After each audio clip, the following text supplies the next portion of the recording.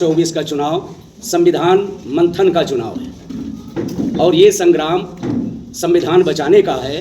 लोग जिनके मंसूबे बाबा साहब भीमराव अंबेडकर के संविधान को बदलने की है वो कामयाब होंगे, या जो संविधान के पक्ष में खड़े होने वाले लोग हैं वो कामयाब होंगे। ये 2024 का जो परिणाम है वो भारत की लोकशाही के मुस्तकबिल को तय करेगा। तो भारत की जनता अब तक जो चुनाव देखी थी उससे अलग महत्व का ये 2024 का चुनाव होने वाला है। इस चुनाव में लोकशाही बचेगी कि नहीं बचेगी, या आप रूस और चीन के जो फॉर्म ऑफ गवर्नेंस है, जो शासन की पद्धति है, जिस तरफ आप बहुत तेजी से बढ़ रहे हैं, तो इसलिए अगर 2024 में मैं ऐसा मानता हूं कि अगर भारतीय जनता पार्टी के विरुद्ध जनादेश आता है तो हिंदुस्तान की जनता जीतेगी। 24 का चुनाव संविधान मंथन का चुनाव है और ये संग्राम संविधान बचाने का है।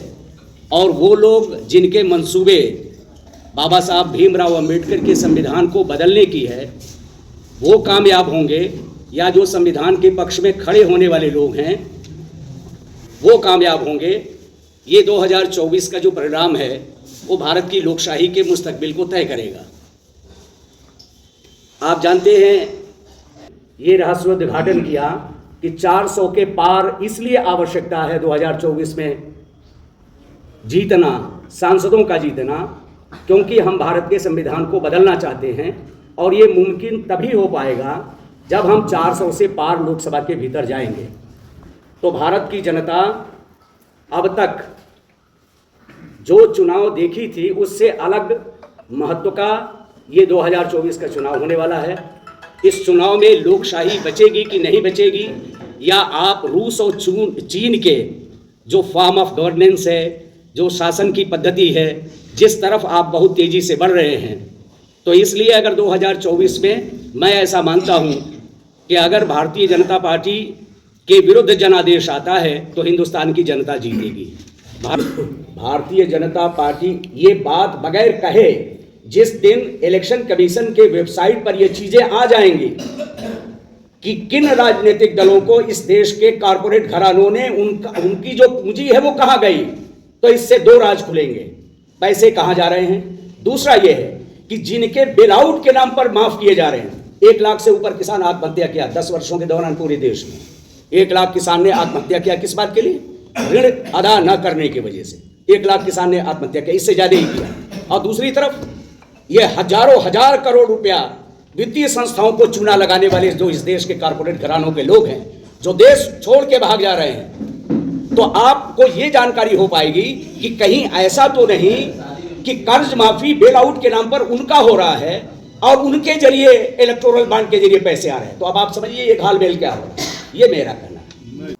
स्टेट बैंक ऑफ इंडिया जैसी प्रतिष्ठित वित्तीय संस्था को, जो पूरी तरह से डिजिटलाइज्ड है और एक क्लिक में हजारों करोड़ के लेन देन की सूचना आपको देती है विद इन नो सेकेंड, क्षण भर में, वो सर्वोच्च अदालत में उस समय गई जब सर्वोच्च अदालत ने कह रखा था कि 3 सप्ताह के भीतर आपको इलेक्टोरल बॉन्ड खरीदने वाले लोगों के नाम और जिन राजनीतिक दलों के खाते में वो जा रहे हैं, जमा हो रहा है, इसका ब्यौरा आपको देना पड़ेगा।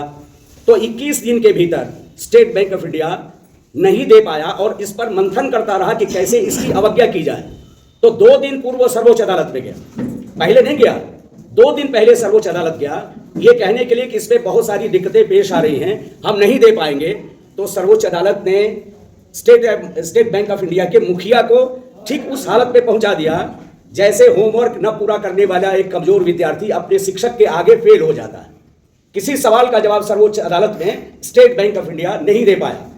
उनका यह कहना था कि जब इलेक्टोरल बॉन्ड आपके केवल 29 शाखाओं से बिके हैं और एक एक बॉन्ड खरीदने वाले की केवाईसी लगी है, तो आप ये बता पाने में क्यों इतना समय मांग रहे हैं कि हमको जून तक चाहिए?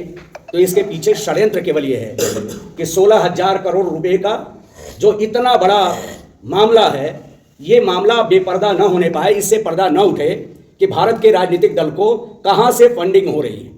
और ये आपका अधिकार है। हम आपसे कहना चाहते हैं, मीडिया के सजग लोगों से भी मैं कहना चाहता हूँ कि आपका भी दायित्व है, आम आदमी का भी दायित्व है कि अगर हम उसके बीच में किसी राजनीतिक दल के तौर पर चुनाव लड़ने जाते हैं तो न केवल ये पारदर्शी होना चाहिए, उस नागरिक को ये पूछने का अधिकार है कि हम जो आर्थिक संसाधन लेके आपके बीच में आए हैं ये कहाँ से पा रहे हैं, ये पैसा कहाँ से हो रहा है। प्राणवायु निर्वाचन है।